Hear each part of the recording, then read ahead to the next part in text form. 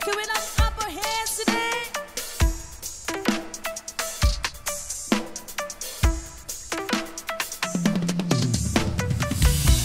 I won't live yesterday, still not tomorrow. 'Cause my God is telling me to get out of the shallow. Turning my circumstance into a testimony.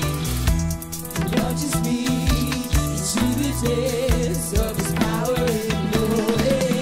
I'm leaping to my grave. Fear is not my destiny.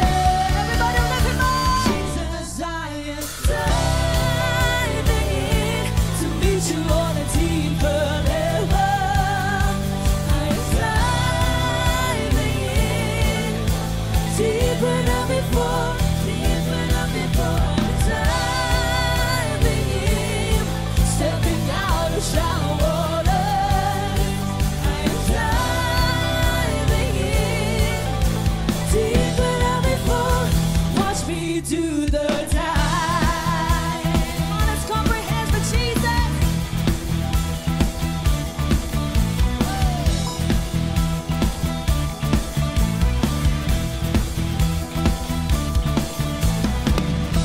I won't let my yesterday steal my tomorrow.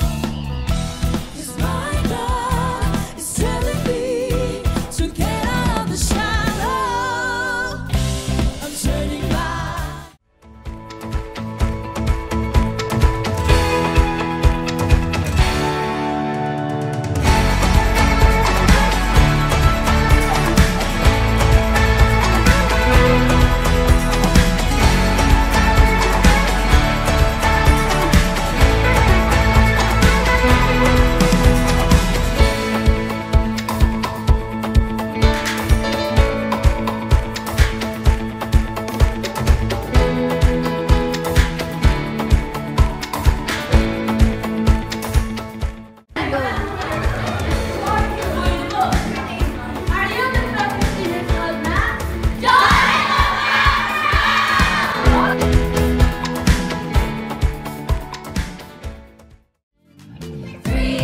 I'll be okay and I won't be afraid. In deep waters, I'll just breathe.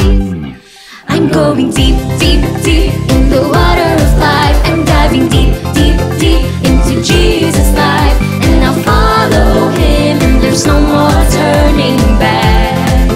Whoa.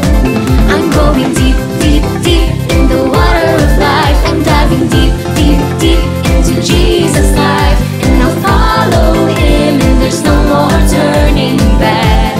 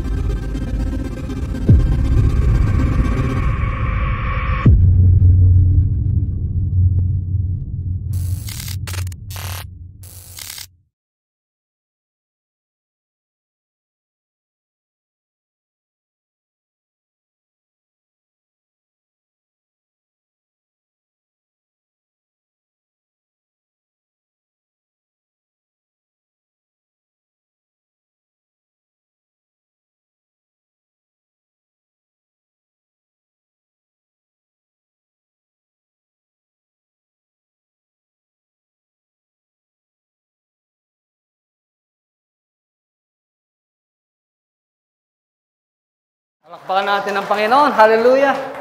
Good morning. Magandang umaga po sa lahat. And welcome to the house of the Lord. And as we always say, if we are in the house of the Lord, the presence of the Lord is here. Amen? Hallelujah. Nakita po natin yung video kanina. So, please allow me to promote this in a short minute, no? Yun po ay ang DBBS, no? The Daily Vacation Bible School na gagawin po sa this coming Wednesday. No, dito po yan sa church, 8 a.m. to 12 p.m. 3 days po yan, 28 to hanggang Wednesday to Saturday. So yan po ay para sa mga bata, no? Kaya kung meron po kayong mga anak, no? O mga kakilala na may mga bata, ages from 4 years old to 12 years old,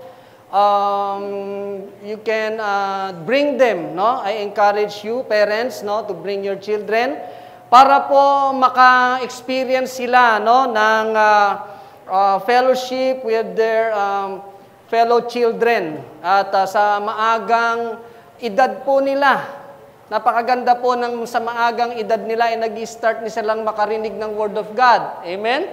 And that will be their starting point para po sila ay makapaglingkod sa Panginoon. No? At marami pong produkto dito sa church natin. Produkto po sila ng Sunday School and J12. Ngayon po sila ay mga leaders na. Praise the Lord. Kaya I encourage, no, everyone, no, na magdala po tayo ng mga bata, no, sa Wednesday dito po sa DBBS, no? And speaking of serving God, no, kahapon po ay kanina po pinakita ko yung mga kabataan at kahapon naman ito naman pong mga hindi masyadong kabataan, no po. Iyan ang men's ministry, no? Speaking of serving the Lord, no, ay nakakagalak po, no? Alam niyo po ang saya, no? Ang saya ng naglilingkod ka sa Diyos. Iba po yung pakiramdam, iba po yung kasiyahan na nararamdaman. Alam ko yung iba dito ay kasama na sa ministry. Yan nga po, kahapon ay meron kaming beach fellowship, no, ng men's. At purihin ng Diyos, naging tagumpay po yan. Palakpakan po natin ng Panginoon. Tagumpay po yung beach fellowship na yan. Actually, medyo nangitim nga lang po kami ng kaunti, pero we enjoyed, no? We enjoyed the fellowship. Yan. So, hindi lang po men's. Gusto ko rin i-remind, no? Para naman po sa mga ladies, mga kababaihan, mga kananayan, no? Sa Saturday po, meron ding ladies fellowship po dito sa church po. Hindi po yan sa beach, no? Dito po. I think that is 5 p.m. Tama po ba, Sister Jo? 5 p.m. dito po. Kaya mga kananayan, no? I encourage you to join this fellowship, no? Tinitiyak ko po sa inyo, mabibless po kayo at mag-enjoy po kayo, no? While you are fellowship, no? Doing this fellowship with other ladies dito po sa church, no? Wow, praise the Lord. Alam niyo po, speaking of serving the Lord, no? Ang sarap po ng pakiramdam ng tayo ay naglilingkod sa Diyos. Katulad po ng mga ganitong mga activity, no, tayo ay napapasama sa ating mga kapatiran, no? While we are our lives are being used by God to serve Him. Ibang kagalakan, ibang kasiyahan. Pero ito po yung sinasabi ng Panginoon, ano, na whoever serves me must follow me. No? Whoever serves me must follow me, and where I am, my servant also with me. Wow, no? And my Father will honor the one who serves me. Yan po yung sinasabi sa Book of John, chapter 12:26. Sabi diyan ay whoever serves me must follow me. Ang ibig sabihin po dito ni Lord means that the true service to Christ involves walking in His ways, embracing His teachings, and living a life that reflects His example. And sinabi diyan na where I am, my servant also will be. Ang ibig sabihin po nito, that those who serve Jesus will be close to Him. Gusto ba natin maging close kay Lord? Amen. Not just physically, but spiritually. At yung huling line na sinabi niya, my Father will honor the one who serves me, and this is a promise of divine recognition. No?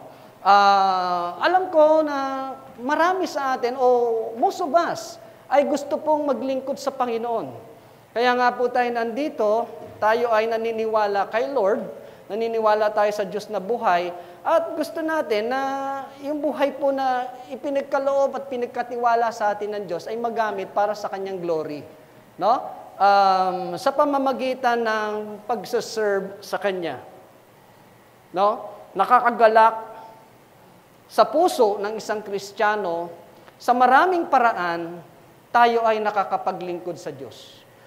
Pero, paano na kaya kung kapag tayo ay nanlilingkod o maglilingkod pa lang sa Panginoon, pero nagkakaroon po ng hindrances? Alam niyo po yung ibig ko sabihin na gustong-gusto mo maglingkod sa Lord o maglilingkod ka sa Lord, you are willing to serve Him for you to be the servant of God, pero nagkakaroon po ng mga barriers. No? Nagkakaroon ng mga hadlang. Sabi po dito, ito po ay katanungan sa ating lahat, have you ever felt held back from fully serving God? Nangyari na ba sa atin yan na tayo parang na held back from fully serving God? No? Kaya nga po, ang ating magiging title for today is Breaking the Barriers. Sandali po tayong manalangin para sa salita ng Diyos. Hallelujah. Panginoon naming Diyos, we invite your holy presence in your house. Salamat o Diyos, alam namin Panginoon na Ikaw ay nandito, kasama ka namin. Panginoon, meron kang gagawin, Panginoong kamangha-mangha, himala sa araw na ito. Kumilos ka, Panginoon, in your church, at mangusap ka, Panginoon, let your words be heard, Panginoon, and let your words have power to transform, change lives. At gamitin mo lamang ako as your servant, Panginoon, to speak out and to preach your words. Salamat, O Diyos. We believe in you and we trust you. And we lift you up all the honor and glory. This we pray in the mighty name of Jesus. Amen. Palakpakan natin ng Diyos. Hallelujah. Breaking the barriers. Meron pang subtitle yan na Overcoming Hindrances to Serve God. Kung nandito po kayo last Sunday, no, natatandaan ba ninyo yung preaching ni Pastor Dan about stripping the weight? Tama po ba? Yung pagbabawas ng mga bigat. No? Sinasabi doon na yung mga bigat na dala-dala natin na hindi tayo makausad para tayo ay makalingkod sa Diyos, dapat po yan bitawan. No? Strip off that weight. So kung naibaba mo na lahat ng weight, makakatakbo ka na sa paglilingkod sa Diyos. Tapos, naibaba mo na yung mga bigat, meron namang humadlang. May barriers naman. No? Ngayon, pag-uusapan natin, paano ba natin ma-overcome o paano natin mabibreak yung mga barriers na yan? Alam niyo po, many Christians struggle with obstacles of fear, distraction, sin, or worldly desires that prevent them from fulfilling their calling. Alam niyo po, maniwala tayo na tayo ay tinatawag ng Diyos, no? To serve Him, to be close to Him. Lahat po tayo ay gusto ng Panginoon na lumapit sa Kanya, no? Kaya lang, no? Sometimes may mga struggles at meron tayong mga obstacles na hindi po tayo makapagpatuloy sa pagsiserve sa Diyos at magpagamit ng buhay natin para sa Kanyang kaluguran. No? And today, we will explore the barriers that hinder us and how we can overcome them to serve God wholeheartedly. Gusto ba nating maglingkod sa Panginoon? Amen? Mahina po yan para sa Panginoon. Gusto ba nating maglingkod para sa Panginoon? Amen. Praise the Lord. So, kung gusto po natin nagagamit ang buhay natin in serving Him, to be His servant, syempre po, ayaw natin na merong hahadlang. No? Gusto natin patuloy at malaya tayong nakakapaglingkod sa ating Diyos dahil hindi po natin sasayangin itong buhay na ipinahiram sa atin ng Diyos. No? Hindi natin sasayangin, we will not allow this life to be wasted away nang hindi man lang tayo nakakapaglingkod sa Panginoon. At gagamitin natin ang bawat panahon natin para makapagbigay tayo ng honor and glory sa ating Creator, which is God. Amen? Kaya po, ano ba yung mga bagay no, na naghihinder para tayo ay makapaglingkod sa Diyos? Una po, the hindrance of fear and doubt. Pwede ba nating basahin na sabay-sabay ito? The hindrance of fear and doubt. No.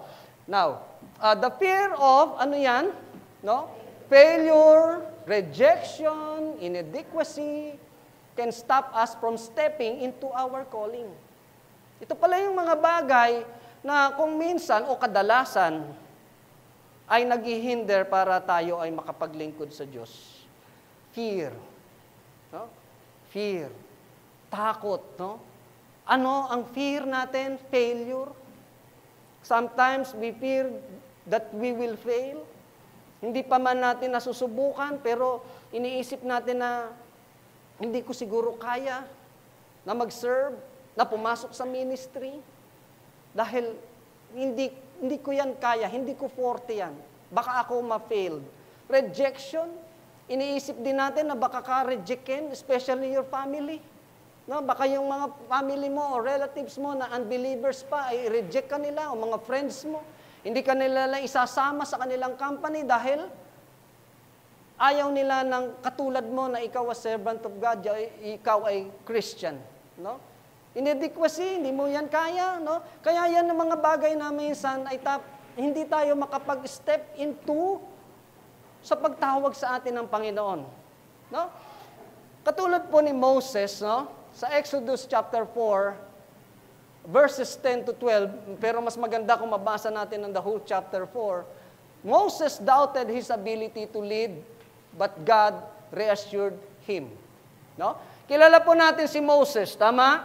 Si Moses po ay tinawag ng Panginoon upang gamitin ang buhay niya na iligtas ang mga bilanggong Israelites sa kamay ng mga paraon sa Ehipto during that time, no? Pero si Moses ay nagkaroon ng doubt sa sarili niya.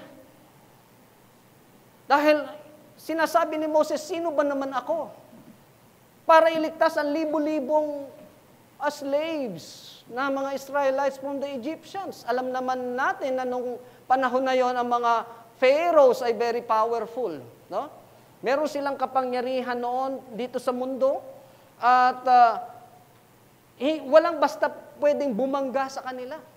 Pero si Moses ay inutusan ng Diyos para ilabas ang mga Israelites sa Egypt. Kaya sabi ni Moses, sino ako? Panginoon, para gamitin mo, kaya ko ba yan? Diba? Pero sabi ng Panginoon, magpakilala ka.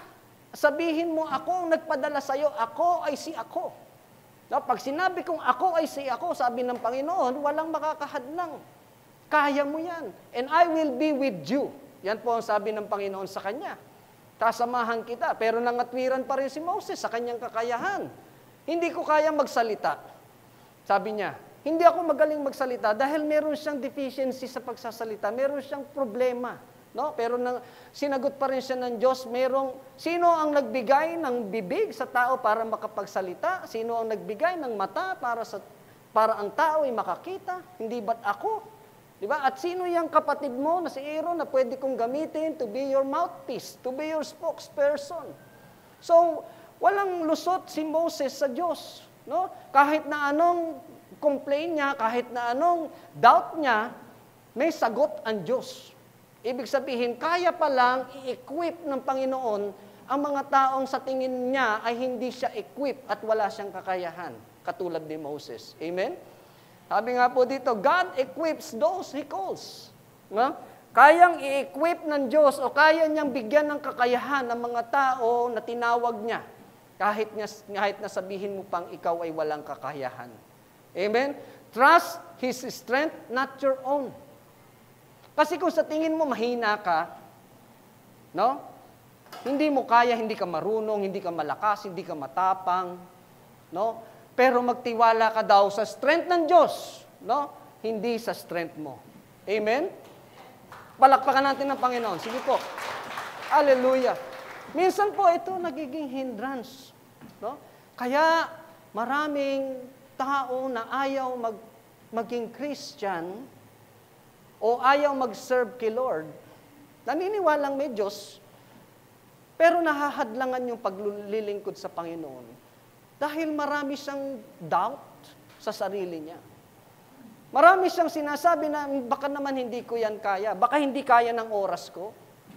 Baka hindi kaya ng karunungan ko. Of course, hindi ka dapat mag-rely sa sarili mong karunungan. Baka ako ay rejectin. Di ba sabi nga ng Panginoon kay Moses, kaya mo yan. Magsalita ka, sabihin mong ako ang nagsasabi sa'yo. No? So, ganun po, no? Hindi po dapat maging hadlang sa atin yung mga doubts natin sa ating mga sarili para po tayo ay makapaglingkod sa Panginoon nating Diyos. Amen? Remember, hindi po tayo binuhay ng Panginoon ng ang buhay natin ay wala lang. Walang saysay. No? Ibig sabihin po, we are living to serve God. Amen? To serve God. Because God is our life. Amen? Siya po ang buhay natin. No? And we should not rely on our own strength, but we will rely on the strength of God, who is our Creator. Amen? Praise God. Now, pangalawa po, the hindrance of worldly distraction. Pwede bang basahin po natin ng sabay-sabay ito? The hindrance of worldly distraction. Now, some believers abandon their faith because they love the world more than God. Masakit pong isipin na katotohanan po yan. No? May mga believers na, remember, pero kaya pa rin nilang i-abandon yung pananampalataya niya sa Diyos because mas mahal nila ang mundo. Mas mahal nila yung mga possessions. Mas mahal nila yung kayang ibigay ng mundo na temporary lang. No? Na hindi naman eternal na kayang ibigay ng Diyos. They love the world more than God. No? Just like this one. In Matthew 19:21 to 22. The rich young ruler. Alam po natin yung story na yan, di ba? The rich young ruler walked away from Jesus because he valued his possession more. Di ba? Alam natin the story. May isang mayamang, bata pang lalaki na ruler ng lugar nila. Isipin nyo, he approached Jesus. No? Tinanong niya, Teacher, paano ba ako makakatanggap ng eternal life? Curious siya. Kasi naririnig niya yung mga preaching ni Jesus Christ na pwede tayong magkaroon ng eternal life. Just like us. Pero ang question niya, paano ba ako makakarating sa langit? Paano ako magkakaroon ng buhay na walang hanggan? At sinabi ni Lord sa kanya, ni Jesus, na sundin mo ang mga utos ng Diyos. And we know that, no? Yung the Ten Commandments, andun po yung mga sinabi ni Lord sa kanya. Pero ang sagot nitong rich young ruler, Panginoon, nagawa ko ng lahat yan. Nagawa ko ng lahat. Hindi ako pumapatay, hindi ako nag-adultery, hindi ako nagnanakaw. So, meron pa ba akong kulang para makamit ko ang buhay na walang hanggan? Remember, this young ruler is very rich. No? Meron siyang kapangyarihan sa kayamanan niya. Meron siyang power dito sa mundo. Kaya sabi ni Lord sa kanya, sige, sell all your possessions and give it to the poor. Wow. No? Follow me. At doon mo makikita ang treasure na eternal. Tandaan po natin, mayaman siya. No? Mayaman siya at pwedeng magawa niya yung gusto niyang gawin dahil he have these possessions. Meron siyang mga kayamanan, meron siyang kapangyarihan to rule. Yung kung ano man yung sinasakupan niyang bayan. Kaya sabi ni Jesus, kung talagang gusto mo ng eternal life, yang mga possessions mo yan na pansamantala, sige nga, ibigay mo na yan, ibenta mo yan at pamigay mo sa mga tao. Kung talagang mahal mo ang mga tao, at gusto mo maglingkod sa akin, gusto mong sumama sa akin, sell all your possessions. Give it to the poor. Huwag ka matakot na mawalan ka. Meron akong ibibigay siyang treasure in heaven which is eternal. Yun yung sinasabi mo na eternal life na gusto mo, di ba? Sinasabi ko ngayon sa iyo yung totoo. Gawin mo ito. Pero alam nyo, hindi po niya piniling iwanan yung possessions niya. Tumalikod siya kay Jesus. Tumalikod siya dahil hindi niya kayang bitawan ang ang ginhawa, ang sarap ng naibibigay ng mundong ito na temporary lang. Kala ko ba gusto mo ng eternal life? Bakit hindi mo kaya? Nabitawan yan. Tumalikod siya kay Jesus Christ. Now, ano po yung sinasabi po dito? We must prioritize God over temporary pleasures. Kayo kapatid, ano sa tingin nyo? Let us examine our hearts. Ano ba ang priority mo sa buhay mo? Is it this world? Temporary? No? Maybe we are enjoying this world, our job, our family, our possessions, money. No? Priority mo ba yan? O ang priority mo ay ang Diyos? Kung ang Panginoong Jesus kaya ay nandito ngayon, nakikita natin siya, at tinanong tayo isa-isa, ano ang priority mo ikaw? Ako ba o yung meron ka ngayon? Ano kaya ang isasagot natin sa Kanya kung kaharap natin siya ngayon? Of course, we believe that Jesus Christ is present in this place. Parang tanong ko po, kung nakikita natin siya physically at tinanong Kanya face to face, kaya mo bang sagutin na, Lord, ikaw ang priority ko, kaya kong bitawan kung anong meron ako sa mundong ito? Kaya ba natin yan? Kayo po ang makakasagot niyan. You can examine your heart. Pwede nating isipin yan ngayon. Eternal life o temporary material things na meron ako ngayon na ini-enjoy ko. Di po ba? No? Kaya sometimes, kapag ito na ang naging usapan, pinapili na tayo, no? Hindi na tayo nagpapatuloy sa Panginoon. Dahil natatakot tayong mawala kung ano yung meron tayo ngayon. Remember, yung mga blessing natin tinatanggap ngayon, hindi po yan ibibigay ng Diyos. Wala ka niyan kung hindi yan pinagkaloob at pabor lang sa iyo ng Diyos. Amen? Hallelujah. Kaya, it's our choice, no? Magpapahadlang ba tayo sa mundong ito? May hindrance ba? May barrier ba? Paano natin i-break yan? Now, number 3, sabi po dyan, the hindrance of unrepentance. Sabihin po natin na sabay-sabay, the hindrance of unrepentance. The hindrance of unrepentance. Unconfessed sin creates a barrier between us and God, no? Making it difficult to serve Him effectively, no? Yung mga kasalanan natin, no? Alam naman natin na tayong lahat ay makasalanan. Amen? Tayong lahat po ay makasalanan, at yung mga kasalanan daw natin ay nagiging, kung hindi natin yan aaminin sa Diyos na tayo ay nagkamali, nagkasala, at hiningi natin ng tawad sa Panginoon, yan po ay nagkikreate ng barrier between us and God, no? Making it difficult to serve Him. Kaya po tayo ay hindi malayang nakakapaglingkod sa Kanya kasi sometimes nagkakaroon po tayo ng guilty feeling. Tama po ba?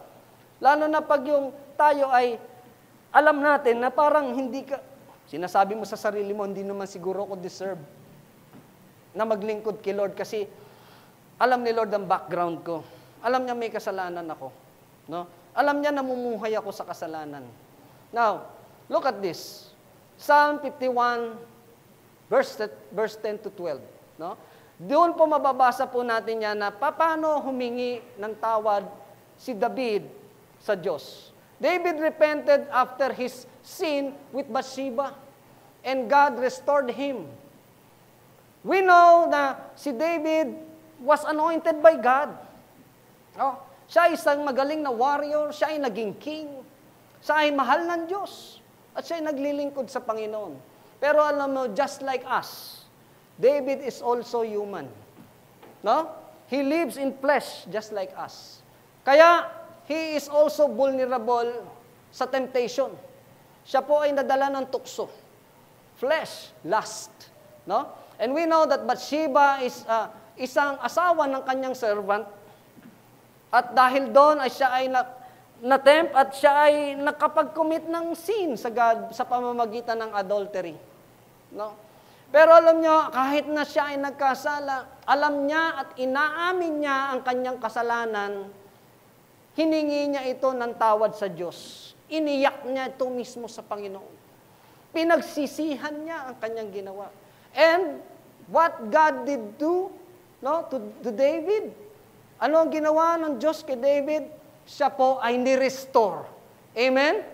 Kung ano yung nawala sa kanya, yung relasyon niya sa Diyos, dahil nagkaroon ng barrier, ang relasyon niya sa Diyos because of his sin, dahil sa kanyang repentance sa God, God is so gracious and faithful to David, restored David. Hallelujah! Kaya kung sasabihin mo, kapatid, na ako ay makasalanan, parang hindi ako pwede, o hindi na siguro ako mapapatawad ng Diyos, kahit na anong laki pa ng kasalanan mo. If you repent to God, no, at willing kang magpa-restore sa Panginoon, napakabuti ng Diyos para ikaw ay tanggapin. Amen? Para ikaw ay muling buuin at buuin yung magandang relasyon mo sa Diyos na nasira dahil sa kasalanan mo. Hallelujah. True repentance lead to restoration and renewed purpose. Tandaan po natin, lahat po tayo may purpose ang God sa atin. Ang purpose niya ay mabuti. Amen? Lahat tayo ay mahal ng Diyos at mayroon siyang magandang purpose sa bawat isa sa atin. At kung yan man ay nasira, true repentance, yung totoong paghingi mo ng tawad sa Diyos at pagsisisi, it will lead to restoration. No? Bubuuin kang muli ng Panginoon. Hallelujah. Now, nakita natin kung ano yung tatlong mga bagay na pwedeng maging barrier sa atin to serve God. Ngayon naman po ay mayroon 5 bagay na dapat nating gawin o pwede nating gawin para po ma-break yung mga barriers na nabanggit kanina. Gusto ba nating i-break yung barrier na humaharang sa atin para tayo freely makapaglingkod sa Lord? Amen. Hallelujah. Malakas pang amen para sa Diyos. Amen. Hallelujah. Now, how can we break the barriers? Una po, sabi po dyan, boldly trust God's strength. No? Magtiwala tayo sa lakas ng Diyos. Boldly trust God's strength. In 2 Timothy chapter 1 verse 7, for God has not given us a spirit of fear, but of power, of love, and of a sound mind. Kung nandito po kayo ng last Wednesday, no, si Sister Casey ay nag-preach dito about the champion your calling. No? Nabanggit niya ito na isa sa mga humahadlang din doon sa calling mo, sa calling ng Diyos sa iyo, is the fear. No? Pero sa nasabi nga po na ang fear ay hindi galing sa Diyos. Kung hindi galing sa Diyos ang fear, saan kaya galing ito? Di ba? In other translations sa Bible, ang sinasabi po dyan, for God has not given us the spirit of timidity. Yung nahihiya, no? Yung kawalan ng tiwala sa sarili, no? God has not given us the spirit of fear, but of power, of love, and sound mind, o self-control, or self-discipline. Sabi po dyan, the praise of spirit of fear refers to timidity or hesitation. No? Parang pag-aalinlangan, which can prevent people from fully or fulfilling their call from God. Instead, God provides strength, no? Yun nga po yung power, to face challenges. Binibigyan tayo ng Diyos ng power to face challenges. And love to guide interactions with others. Binibigyan din tayo ng Diyos ng pusong mapagmahal para po tayo magkaroon ng magandang interaction sa iba. And last is the self-discipline o sound mind to make us for us to have wise decisions. No? Binibigyan tayo ng Diyos ng sound mind para tayo ay magkaroon ng tamang pagdidesisyon. Iyon po, no? Kaya yung takot ay hindi yan sa bigay ng Diyos sa iyo. Ito pong mga bagay na to ang binigay ng Panginoon sa atin. Kaya kapatid, huwag kang matakot sa paglilingkod sa Diyos. Amen? Sabihin mo sa katabi mo, huwag kang matakot. Huwag kang matakot. No? Ang Diyos ang bahala sa iyo. Hallelujah. Now, Fear and doubt can hold us back. No? Fear and doubt can hold us back, but God gives us power, love, and sound mind. Wow. Step out in faith, knowing that God equips those He calls. Kaya wag mo sabihin na hindi mo kaya. Wag mo sabihin na mahina ka. Wag mo sabihin, matanda na ako. Baka hindi ko na kayang maglingkod sa Panginoon. No? Hindi na ako magagamit. No?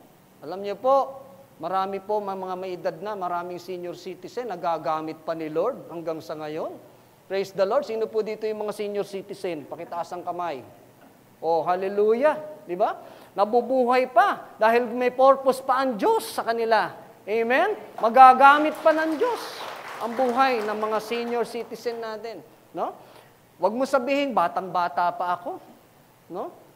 Mga nasa Sunday school, hindi pa yan. No? Paglaki-laki na lang.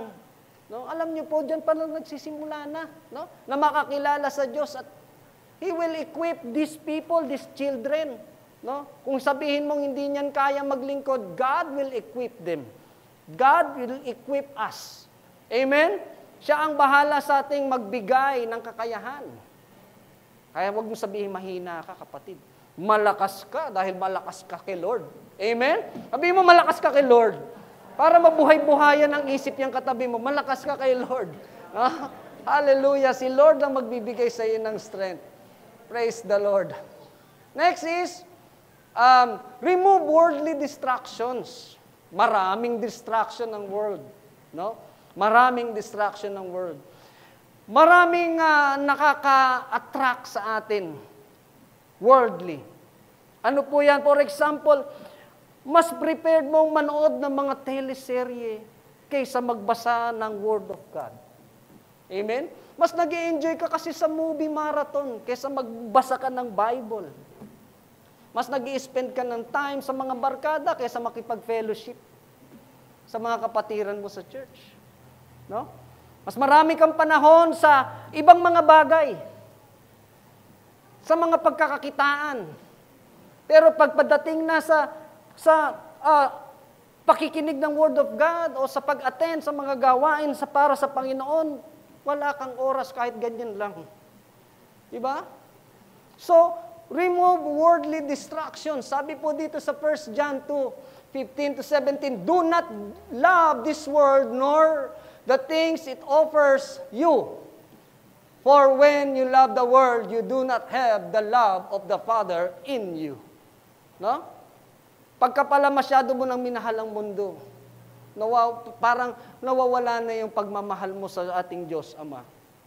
No? Dahil mas piniprepare mo na yung naibibigay, yung enjoyment mo sa mundo. For the world offers only a craving. Sinabi pong craving, parang takam na takam ka, no? Sa naibibigay ng mundong ito, physical pleasure. No? Physical lang yan. And a craving for everything we see. Kasi nagagandahan ka sa nai-offer ng mundo. Dahil nakikita mo to. Pero yung promise ni Lord na eternal, hindi natin nakikita. No? And pride in our achievements and possessions. No? Ito yung mga bagay na kaya ako nagkaroon nito, ng possession na to, dahil sa galing ko. Di ba? Minsan ganyan. Mahusay ako, matalino ako, malakas ako. Kaya ayoko itong i-lose. No? Huwag mong sabihin, magsaserve na lang ako kay Lord. Pero sayang naman itong mga in-achieve ko. Di ba? Those are not from the Father, but are from this world. And this world is fading away. Yan minsan ang kulang sa ating mga Kristiyano na isipin na itong mundong to magpe-fade away din. Amen? No? Magpe-fade away din ang mundong ito. Palagi nating naririnig sa mga preaching niya na ang mundong ito ay pansamantala lang. No? We are just traveling o travelers of this world. Tayo po ay mga bakasyonista lang dito. Dadating ang panahon, tayong lahat ay mawawala din. No? Ang mundong ito, ang buhay na ito, ang anumang meron ka, magpe-fade away din yan. Along with everything that people crave. Kinikrave ng mga tao yung mga bagay na mawawala din naman. Amen? But anyone who does that what pleases God will live forever. Amen? Gusto ba natin na will live forever with God? Amen, di ba? Kaya, ano ang dapat nating gawin? Ano?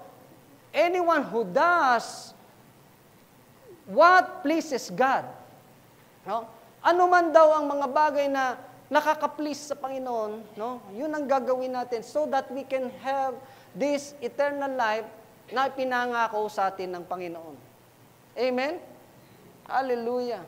Like the young rich ruler, some believers abandon their calling because they love the world more than God.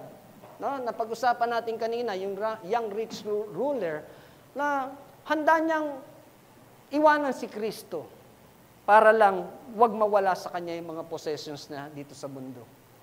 Now, prioritize God over temporary pleasures and stay focused on His mission. Naniniwala ka ba, kapatid, na may mission ng Diyos sa'yo? Amen? Huwag mo sabihin wala.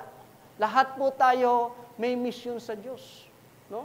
Yung tayo ay makapagbahagi lang ng konting salita ng Diyos sa isang taong hindi naniniwala pa sa Diyos. That's a mission, no? Na gustong gawin, gustong ipagawa sa atin ng Diyos, no? Sharing the love. Ngayong pag-ibig na gustong ibigay mo, gusto ng Diyos na ibigay mo sa kapwa mo, that's a mission. Di ba? So, stay focused on His mission. Focus tayo sa gustong ipagawa ng Diyos sa atin. Maniwala ka na maraming gustong ipagawa pa ang Diyos sa iyo. Amen? Now, next is, examine your heart for sin. Pwede bang hawakan natin ang dibdib natin? At sabihin natin, examine your heart for sin. Yan. Sabi po sa Isaiah 59:2, but your iniquities have separated you from God. No? Your sins have hidden His face from you so that He will not hear. No? Kaya alam niyo, yung ating mga kasalanan, yan po ang naglalayo sa atin sa Panginoon. No? Yan po ang nagiging barrier ng ating mga kasalanan. Sabi po kasi, unconfessed sins creates a barrier between us and God, making it difficult to serve Him effectively. Yung mga unconfessed sin natin, alam natin na tayo ay nagkakasala, tayo ay nagkakamali. No? Kung tayo ay nananatili dyan, na hindi natin kinoconfess sa Panginoon, tayo po ay nagkakaroon ng barrier sa pagitan ng Diyos at sa atin. Ang sabi po dyan, paano ang gagawin natin? No? 1 John 1:9, if we confess our sins, He is and thou faithful and just and will forgive us our sins and purify us from all unrighteousness. No? Alam niyo po, minsan kaya po, merong mga miyembro ng church, no? or mga minister na nawawala sa church. Alam niyo po kung bakit? Sabi ko nga, tayo po ay vulnerable o we are prone to sin, di ba? Tayo ay nagkakamali din. Huwag mo sabihin, pastor ka na, Kristiyano ako, di ba? Hindi na ako magkakasala. Marami po nagkakasala pa rin. Kahit na pastor, kahit na leader na ng church, kahit na miyembro ng church, no? At pag nagkasala at ito ay ni-rebuke, no? Or napagsabihan o napangaralan para ituwid, no? Most people na ganoon ay hindi po matanggap, no? Na mali siya. Tama ba? Or ayaw niya magpatuwid. Kaya nga po madalas ay ang ginagawa nitong mga ganito, aalis na lang sa church. Ayoko na lang maglingkod, no? Kasi tawag dito, ina-expose yung aking mga kasalanan, no? Gustong ituwid ako. Tama ba? Kaya minsan ayoko na lang mag-church. Kasi pinupuna ako. Sinasabihan ako na ganito ang dapat mong gawin, wag mong gawin 'yan, no? Para lang tayo makasunod sa Diyos. Kaya lang maraming tao na nagkakaroon ng pride at at sinasabi na, ayoko, hindi pwede sa akin yan. Kaya lilipat na lang ako sa ibang church. Tama ba? No? And now, repent daily. Sabi po dyan, repent daily and seek God's cleansing to stay spiritually strong. Repent daily. Baka sabihin niyo, Pastor, bakit naman ako magre-repent daily? Araw-araw ba ako nagkakasala? Hindi naman siguro. Alam niyo po, totoo po na nagkakasala tayo araw-araw. Do you agree with me? Bakit? Minsan, pagising mo pa lang, nagising ka kasi sa sobrang ingay ng kapitbahay mo.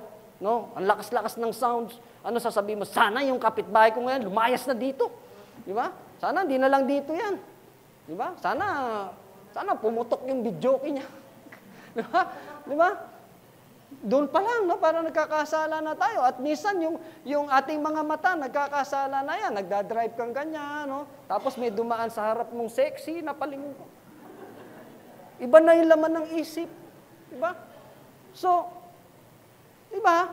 Huwag natin sabihin na hindi tayo nagkakasala. No? Kaya nga, ano dapat mong gawin kung nararamdaman mong ganun? If the Spirit of God is telling you that you are making a sin, sabi po dyan, repent daily and seek God's cleansing to stay spiritually strong. No? Ang God, kaya tayong linisin spiritually. Amen? No, kung yung mga sabon natin, kayang linisin yung katawan natin sa labas, pero ang Panginoon, kaya tayong linisin ang ating mga kaluluwa. Amen? Praise God. Hindi po, purihin natin ng Panginoon. Seek. Hanapin daw natin ang Diyos para tayo ay linisin and stay spiritually strong. Gusto ba natin mag-stay spiritually strong? Amen. Siyempre, yan ang goal ng mga Kristiyano na maging spiritually strong tayo with the Lord. Amen. Ayaw nating manghihina tayo. Gusto ba natin bilang Kristiyano, mahina tayo? Pagkasama mo si Lord, you're always strong. Amen. God will make you strong. God will make you strong and courageous. Di ba? Yun po. Kaya lang, paano natin gagawin? We will seek God. No? Kailangan natin ng Diyos. Amen? Hindi natin kakayanin to nang wala ang Panginoon. Amen? That's why we will seek God, no? And let Him cleanse us and make us spiritually strong. And next is, actively serve with purpose. Sabihin natin po yan, actively serve with purpose. Yan. No? Gusto ba natin maglingkod sa Panginoon? Amen? At maniwala tayo na kaya tayo naglilingkod sa Panginoon with a purpose. Amen? Hindi tayo basta nagsaserve lang to show off, no? Na ito yung talento ko, magaling ako dito, magaling ako sa mayaw, magaling ako kumanta, no? Na i-praise ako, di ba? Dahil I am talented, no? We are serving the Lord, no, with a purpose. Colossians 3:23-24, whatever you do, work at it with all your heart. No? As working for the Lord. As working for the Lord. Yun, no? Hindi po para sa ating mga sarili at hindi rin for the human masters. Tandaan po natin yan.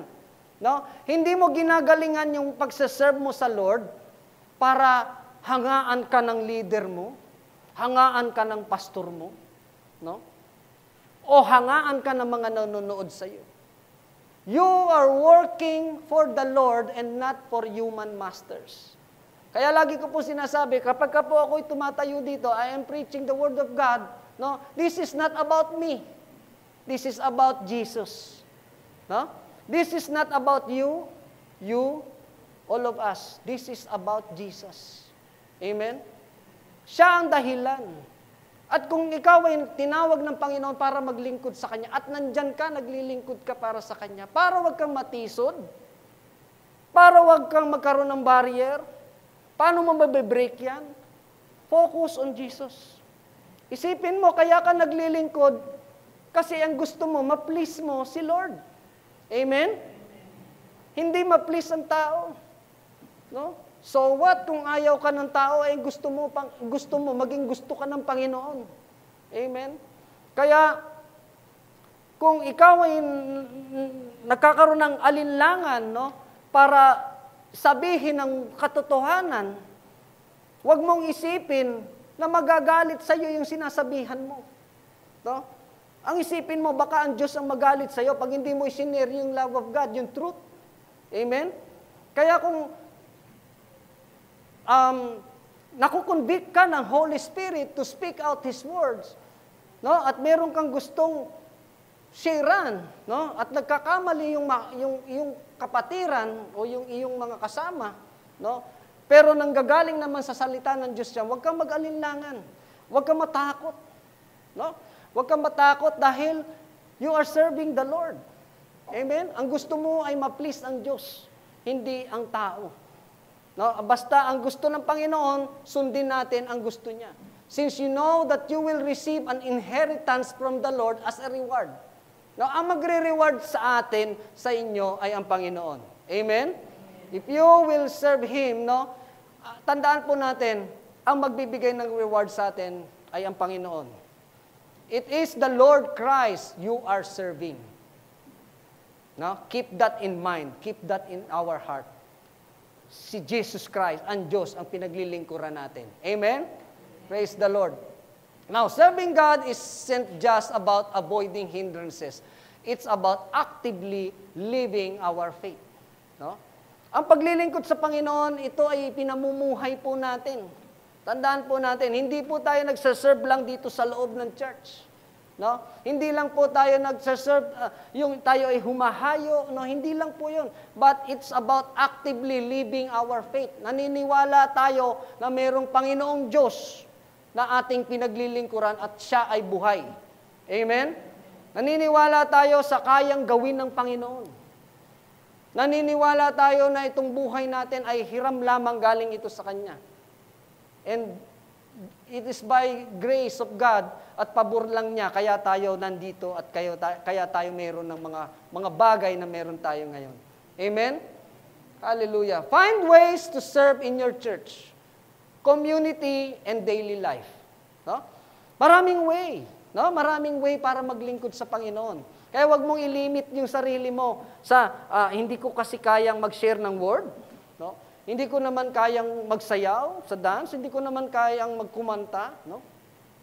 There are so many ways, no, to serve God. Alam nyo, kahit sa community nyo. Tama ba? Yung makapagbahagi ka lang ng Word of God, no, habang nagkikwentuhan kayo, habang nagmamarites kayo, wag nyo pag-usapan yung buhay ng iba. Di ba? Pag-usapan niyo yung buhay ni Kristo. Di ba? Mas maganda yon, no? Kung halimbawang nagmamarites at medyo parang sasabihin ay wala naman mangyayari, ganito. Isingit mo lang yung sinasabi ni Lord. Sabihin mo na, ang sabi ni Lord, come to me, all of you who are weary, and I will give you rest. Diba? Nakapagbahagi ka na. Nakapag-serve ka na kay Lord. Through what? Na i-share mo yung Word of God. No? Kaya ba natin sabihin yan kung tayo ay may mga kaharap na unbelievers? No? Halimbawa, ikaw lang ang believer, tapos lahat ng ka-workmate mo, classmate mo, nasa harapan mo, kaya mo bang banggitin man lang si Jesus Christ? Pagka kayo kakain ng mga ka-office mate mo, ng mga classmates mo, ng mga kapitbahay mo, kaya mo ba na sabihin, teka muna, mag-pray muna tayo. Pag-pray natin ng food. No? O baka naman tayo ay nahihiya. Di ba? Sabi po dyan, find ways. Marami pong way. Maraming way, no, to serve the church, your community, and the daily life. Huh? Madami. Yung magbigay ka lang ng something sa isang taong nangangailangan, nagugutom. No? It's a way of somehow serving God. Diba? Now, and lastly, keep pressing forward in faith. Sabihin nga po natin yan, keep pressing forward in faith. Now, sabi po ni Apostol Pablo sa Philippians chapter 3. Sabi niya dyan, no, dear brothers and sisters, I have not achieved it, but I focus on this thing, forgetting the past, and looking forward what lies ahead. I press on to reach the end of the race and receive the heavenly prize for which God, through Jesus Christ, or Christ Jesus, is calling us. Basahin po natin sa Tagalog, mas maganda. No? Mga kapatid, hindi ko pinalalagay na nakamit ko na ito. Ano yon? Yung eternal life, yung gift ni Lord na eternal life. Ngunit isang bagay ang ginagawa ko. Sabi po ni Pablo, habang nililimot ko ang nakaraan at sinisikap na marating ang layuning nais kong makamtan, nagpupunyagi ako. Nagpupunyagi ako patungo sa hangganan upang makamtan ang gantimpala ng pagkatawag sa akin ng Diyos sa pamamagitan ni Kristo Jesus, ang buhay na nasa langit. Ano yung gustong kalimutan ni Pablo? No, yung kanyang dating buhay. Yung siya ay napakasama pa, yung makasalanang buhay niya. No? Pero habang nililimot daw niya yon, no? Pag sinabing nililimot, turn back na siya. No? Ayaw niya na yung ganung klaseng pamumuhay, siya naman ay nagpupunyagi, nagpupursigi, no? Na makamtan yung gantimpala ng Panginoong Jesus. Amen? Yan po, no? Kaya nga po, Paul didn't let hardship stop him and he pressed on toward the goal. Alam niyo, napakaraming paghihirap na dinanas si Pablo. Pero hindi po ito nagpumigil sa kanya. No? Hindi ito pumigil sa kanya para ipagpatuloy ang nais ng Diyos para sa kanya. No? He pressed on toward the goal. Hindi siya napigilan ng mga hindrance o ng mga barrier to serve the Lord.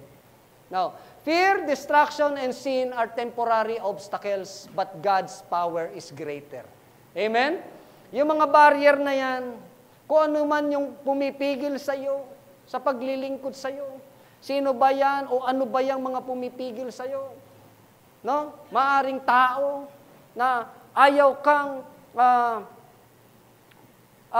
ayaw niya na ikaw ay lumago sa paglilingkod sa Diyos. No? Maaring yung trabaho mo, maaring yung mga kabisihan mo sa buhay, kaya hindi ka makapag-usad. No? Natatakot ka na baka itong mga bagay na to ay mawala kapag patuloy ako naglingkod sa Panginoon at nakita nilang naglilingkod ako sa Diyos. No? Pero fear, distraction, and sins are temporary lang yan, kapatid. Sabihin mo, temporary lang yan. Kaya kung meron man tayo mga obstacle o distraction para tayo maglingkod kay Lord, temporary lang yan. But God's power is greater. Kayang tibagin ng Diyos yan kung ano man yung obstacle mong yan, kapatid. Kaya niyang burahin yan. Kaya niyang i-break yan. Ang gusto ko ni Lord, tayo ay malayang makalapit sa Kanya at makapaglingkod sa Kanya. Amen? Hallelujah. Now, this will be my last. Ito po ay tanong sa ating lahat.